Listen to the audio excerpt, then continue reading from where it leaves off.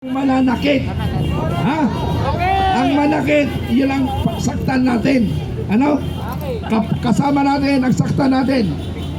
Huwag, hindi yan fake news. Ang mismo. Anong ba to? Hindi, nang batula, isang beses lang. Ibig sabihin, huwag natin i-tolerate. Ha? Kasi kung hindi ako magsasalita dito, baka akala nila pwede. Ay, hindi naman tayo makakaliwa eh. Ha? Hindi tayo makakaliwa. Tayo ay Pilipino. Trabaho ng makakaliwa yan. Okay, kwento ako muna kayo bago ko ibigay dito sa MC, ano? Pasensya na yung mga dating kaliwa. Dating NPA, pasensya na. Kasi ang nakagwardya sa akin, puro kaliwa rin, dati. NPA dati, na warrior. Ang mga tawang ko, NPA. Pero nagbago. Ano? Ang objective kasi ng makakaliwa, kasi may information na talaga may makakaliwa, hindi sila successful kung walang gulong na mangyayari. Ang objective ng rally nila ng makakaliwa, ang objective nila ay magkagulo para mayroong sisihin. Sino ang sisihin? Sino ang sisihin? Ang gobyerno, ang kapulisan. Katulad ng nangyari dyan sa Luneta, ngayon lang, kanina lang, binangga nila yung mga Philippine Coast Guard. Ano? Nagkagulo sila doon, naggirian. Eh yung Coast Guard, hindi pa naman sanay sa kanyan. Bahala na kayo. Ibig ko sabihin, na pag nagsimula ang maliit na bagay, lumalaki yan parang sunog. So dapat pigilan natin yan, ano? Please lang, mabago natin ang bansang Pilipinas sa mapayapang paraan. Sa mapayapang paraan, mababago natin ang Pilipinas. Huwag tayong gagaya sa ibang bansa na ang galit nila ay hindi na kaya pigilan. Tayo kaya pa natin pigilan. Kailangan lang natin ng malaking numero para tayo lulusog. Lulusog ba tayo? Dito tayo lulusog.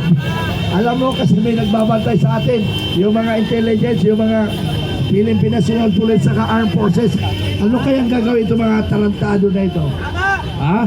O kami lang nakakalam yun. Di ba sinabi ko kanina, hintayin yung hudyat ko. Hudyat. Kaya, pala tayo makinig. Tara na. Saan tayo pupunta? Alam nyo. Okay, kwento na naman. Okay, kwento. Hindi kwento na naman. Sa Mindula, anong history na naging successful? Sige, tanungin ko kayo. Tingnan mo, wala palang successful. Tapos pupunta tayo doon. Unsuccessful tayo. Di ba?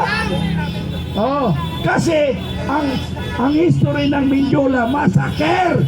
Gusto nyo bang massacrein tayo?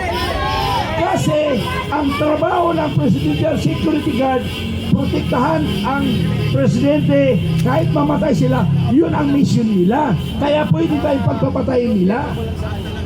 So hindi dapat doon. Hindi dapat sa Malacanang. Hindi ko na sasabihin kung saan.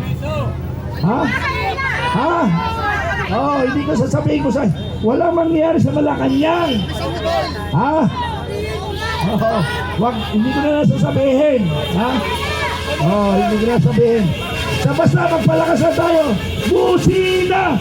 Busina! Busina! Busina! Okay, pag-iusap ko lang walang mananakit, please lang. Kasi pag masimulan yan ng gulo, napakahirap awatin yan. Napakahirap awatin.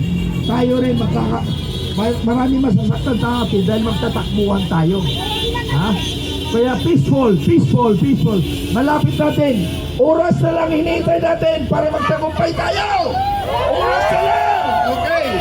Panood ko. Maraming salamat Colonel.